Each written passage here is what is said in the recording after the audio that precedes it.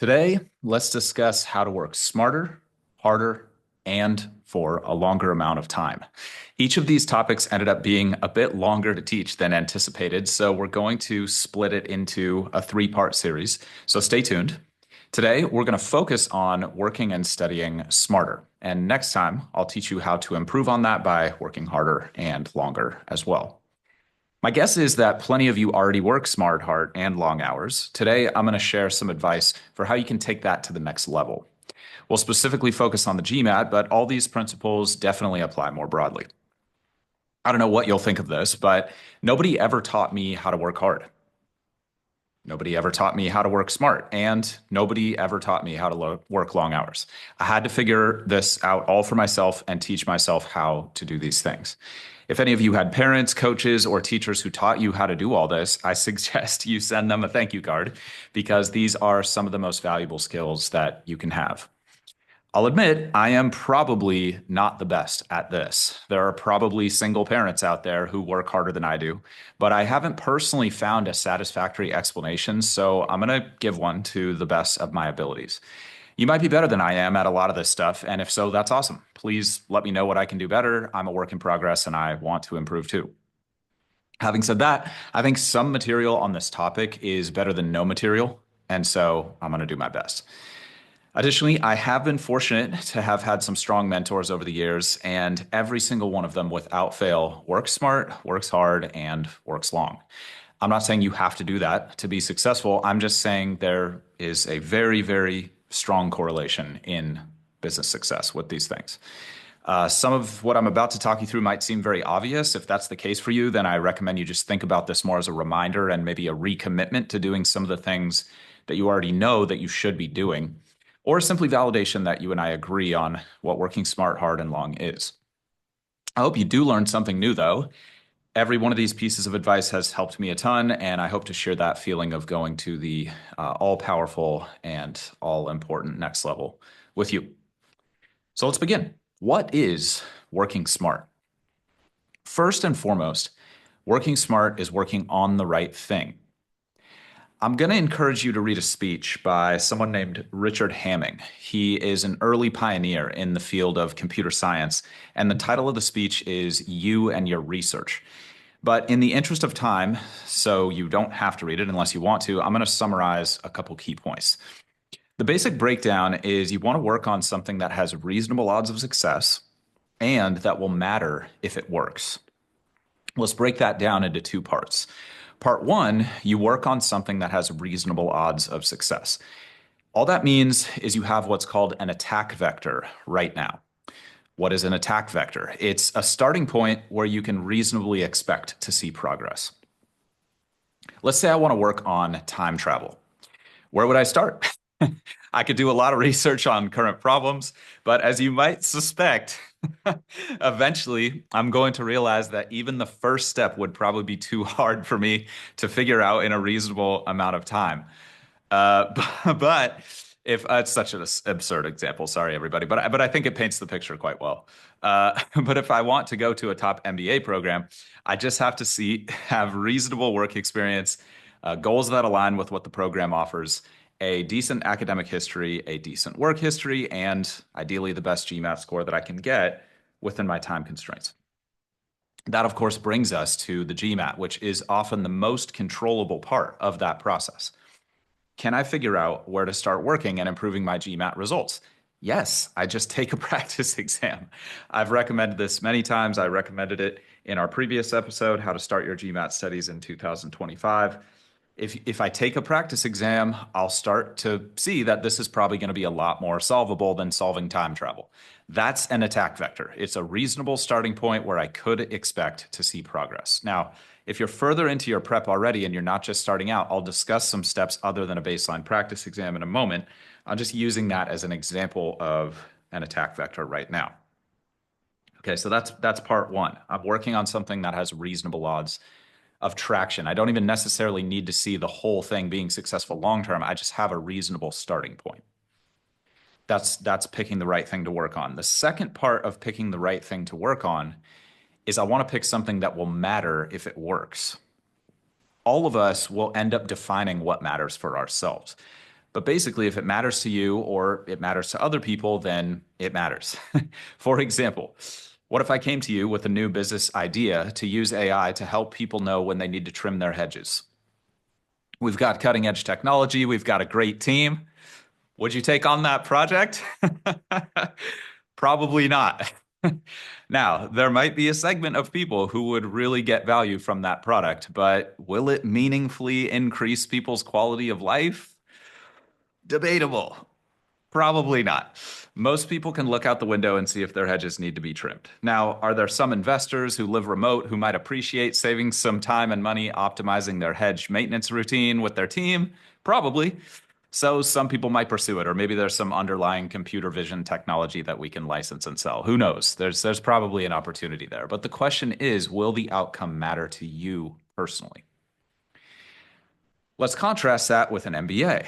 Imagine getting your dream MBA. How much would that matter to you personally? Would it matter to your friends? Would it matter to your family? Would it matter to the world? Would it matter for the people you work with at your current or future employer? My guess is the answer is yes to most, if not all of those questions. So that's something that clearly matters. It has significance. If you can make this work, it's going to have a meaningful positive impact. Again, you yourself are going to be very much included in that process. So this is a project that's probably worth working on. We have an attack vector, and it's going to matter if it works. Now, if you're not sure what the value of an MBA is, some common outcomes would be multiple millions of dollars more in top line earnings over the course of your career with relatively similar work hours. So you're going to work the same number of hours between now and when you stop working in your career, whether you have an MBA or not. Do you want those hours to earn you more dollars per hour? Again, this is not a guarantee. This is just what you see in averages when people get MBAs. You'll also likely meet and befriend some incredibly inspirational people who will meaningfully increase the quality of your life, including helping you with career opportunities into the indefinite future and the insights that you'll gain in your field that will allow you to make greater contributions to organizations. Those are just some things that people commonly get out of these programs. That's meaningful for a lot of people if it works. So let's assume that we've established that working on getting your MBA both matters and is achievable. That means by working on this opportunity, you are working smart. Now, when it comes to working smart during your prep, you want to develop the skill of figuring out the biggest opportunities for improvement. At the end of the day, we do this preparation so the score goes up. So we want to identify the biggest opportunities for that. This is a skill because it's something that you can get better at over time. You can and will get better at identifying these areas of improvement as your studies progress. Just to get you started on the right foot, though, the way to do this is to combine data and intuition. Using data means asking what areas are showing up most on my practice exams that I'm missing the most often and that I'm spending the most time on. Those would be my biggest opportunities for improvement when it comes to my exam score, because even just getting faster without being more accurate would help my results. And getting more accurate, even if I couldn't get faster, would also help my results. Perhaps obviously doing both gives me double the leverage on my time and energy. So that's using data. Using intuition means asking yourself, what are you struggling with the most? Now, the key is to use this to identify potential areas of focus and then try to back it up with data. For example, if you struggle with hard probability questions, but you're only seeing one of those every time you take the test, it might be a potential area for growth, but it's probably not the biggest area for growth, if that makes sense. So working on that would probably be unwise at this particular moment in time. It doesn't mean it's going to be unwise to work on it at all ever in your prep. It's just right now, that would be unlikely to be your biggest opportunity. That might become the priority later, but not now. So that's working smart. It means working on the right thing, which is taking the time to identify your biggest opportunity for growth versus your other opportunities for growth, and then figuring out if you have a reasonable chance of improving on that thing that if you improved it would have the biggest effect on the overall outcome. If you improve at something that won't matter that much, or you can't find a good attack vector, it's probably smarter to work on something else. And a lot of this stuff might just sound painfully obvious, but again, I think it's just really good to be reminded of these things because sometimes it's easy to lose track of these basics. And I've found in my work with a lot of people that much of the time, just focusing on these basics and avoiding getting distracted by anything else is just really, really valuable. So I'm trying to share that with you. This kind of thing can certainly be done on your own, no question about that. But it's also where having a professional can definitely be super valuable. Someone with a lot of experience can help you diagnose, can help you prescribe the right action plan, and can help you adjust along the way. Again, it's not critical, but if you want a breakdown of available options for support based on your timeline and budget, check out our previous episode called How to Start Your GMAT Studies in 2025. And I break down all the different categories of support that you can get in the industry, and I give you some recommendations. That's the first part of working smart, working on the right thing. The second part of working smart is working during times when you're likely to be the most productive. This basically adds up to working on the right thing at the right time, if you wanted to like really simplify it.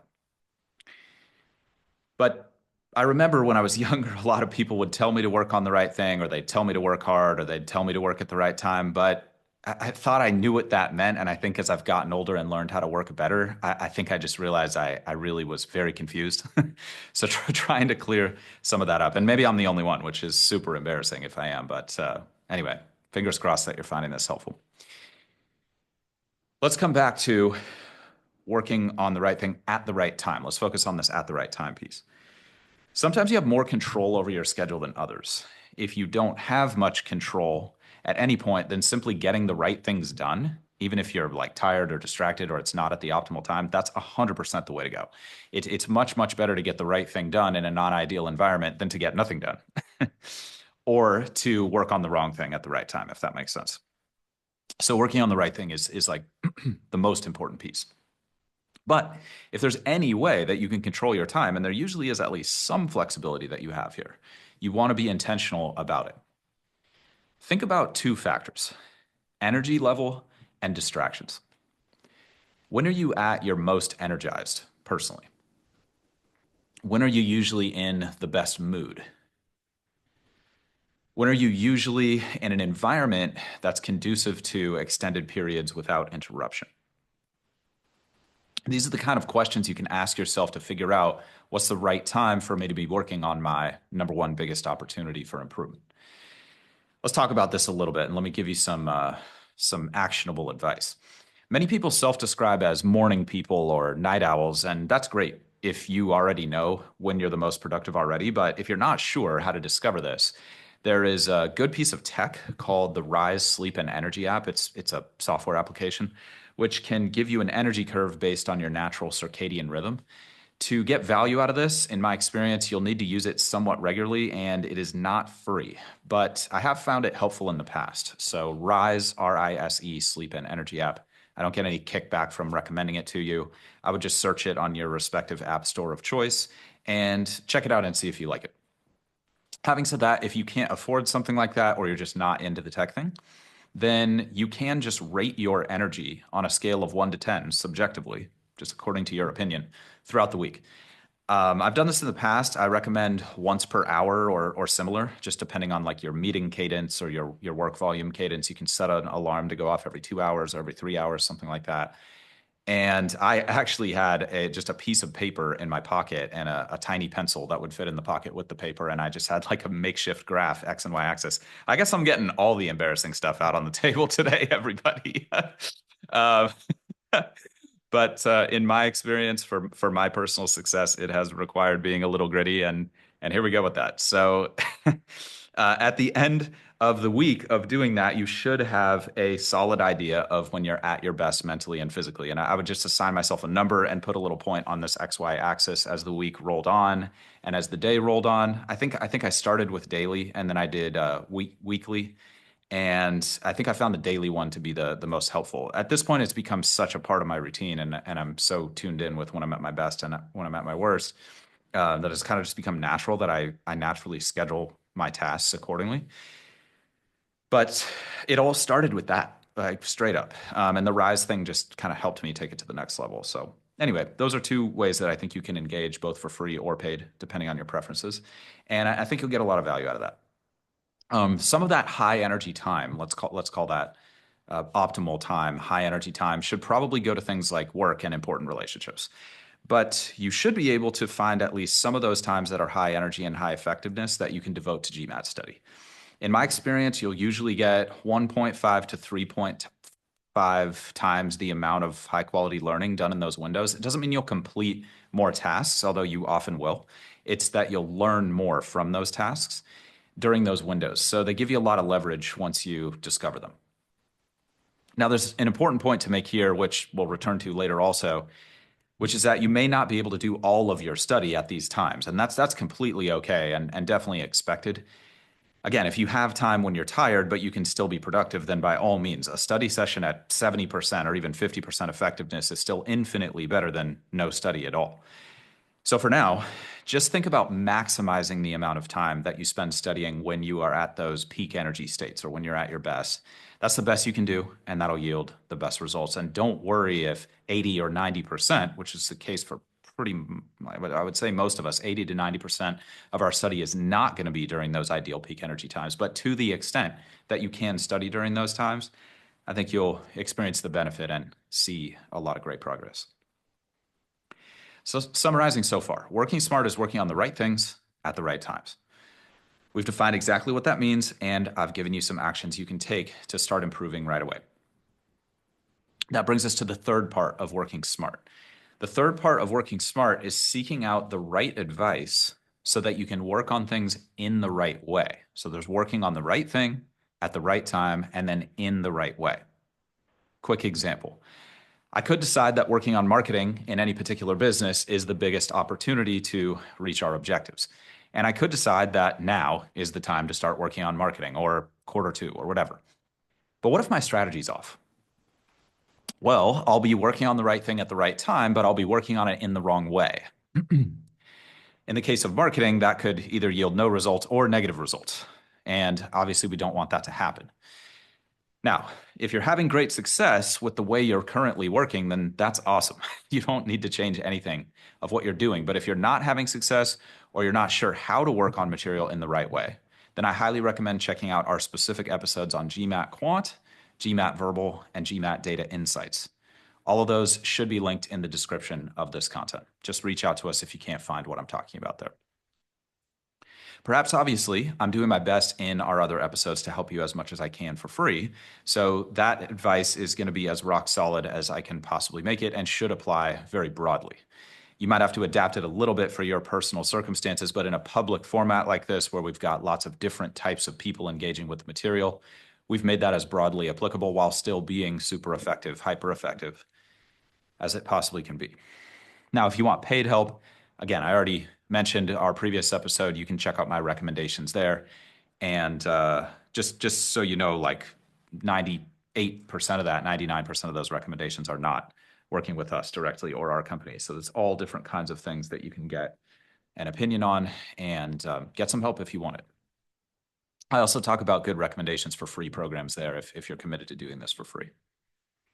That'll be linked in the description of this content as well. Now, in addition to this podcast, just kind of circling back to the idea of advice, there is a lot of other free information out there. Some of it can help you, some of it can hurt you. And I'm just going to recommend that you ask some questions about content when you're engaging it. First would be, who is this person? What are they incentivized to tell me? Looking at incentives is really, really powerful when it comes to people and their objectives. In my experience, it's maybe it's not everything, but it's a tremendously powerful force. And another good question to ask is, have they produced results for other people? This I've found to be a really good question to ask. Now, it's not that you can't get helpful advice from people who haven't helped anybody else succeed. Maybe only they themselves have succeeded. That's still a valid data point. But taking advice from people with one data point, which is just themselves, can be, I think, overly tempting. Like, I think we tend to weigh that data point more than it actually applies to us, rather than positioning it properly in the amount of advice that we're getting. Now, sometimes it can be super helpful, but if they've helped 100 or 1,000 or 10,000 people achieve their goal and their advice conflicts with your friend, it's probably better to bet on the person with more data behind them. That'd be my recommendation. Now, if all you've got is your buddy's advice, then bet on that one data point and validate it for yourself. See what works for you personally. I'm not here to preach to you about what's going to work for you specifically. I'm just here to offer you what I have seen work for the largest number of people and try to protect you from many of the pitfalls that myself and many of my clients have fallen prey to in this journey. And I think just getting too much advice from too many unqualified sources is a major, major problem for a lot of folks. So just be careful with it. In general, I recommend focusing on less advice from higher quality sources. If more information was the answer to our problems, we'd probably all have six-pack abs and more money than we know what to do with and be dating our dream partners and all of that stuff. Now, I'm sure plenty of us have that already, and hopefully through this content, you're all going to get all of that and more. But hopefully you get my point here. More information isn't always the answer to our problems. It's about the right information and then, of course, taking the right action on that information, which is what the rest of this short three-part series is going to be about. So please just validate your sources. That's all I'm recommending. You probably know that already. I'm just reminding you, just a friendly reminder to validate your sources of data. As I've said in the past, please be careful with online forums. They're great for commiserating and seeing other people's wins or seeing other people's struggles. But they're not always great for everything. I'm not saying don't use them. I'm just saying be a little skeptical. Be a little skeptical of the advice on there. Not everyone posting on there knows totally what they're talking about. They don't necessarily have a lot of experience in the game. And they may know how to help you personally, and they may not. So it's not that you shouldn't ask for advice there. It's not that you shouldn't take advice there. It's just that you might want to be skeptical of that advice and just make sure that you put it to the test and validate it. And if you're on a really tight time crunch, just look for the highest quality sources that you can find. That's what I wish someone reminded me of when I was in your position, I guess not too long ago. Okay, so wrapping all this up, working smart is working on the right things at the right time and in the right way. If you're totally lost on the right way to work on things, then check out those episodes that are linked in the description here. Hopefully now you understand exactly what it looks like to work on the right thing at the right time in the right way. And hopefully you understand why that's really, really valuable to be able to do. Now, if you have any questions about this vis-a-vis your specific scenario, then you can always reach out to us. You can DM us at the GMAT strategy on current social channels. And you can also email us at contact, CONTACT, at thegmatstrategy.com. Now, unfortunately, to win at a very high level, I've found that working smart is essential, but also not usually enough by itself. So next time, I want to dive into your ability to produce results and grow by learning how to work hard as well, which should take your smart work to an elite level. As always, my greatest hope is that this material will make your studies as easy and as painless as they can possibly be. If you want more tips and strategies for optimizing your performance on the GMAT, please head to our website, thegmatstrategy.com, which is linked in the description of this content. In the meantime, this is a regular show, so please subscribe and please stay positive and stay consistent with your studies. Talk to you all soon.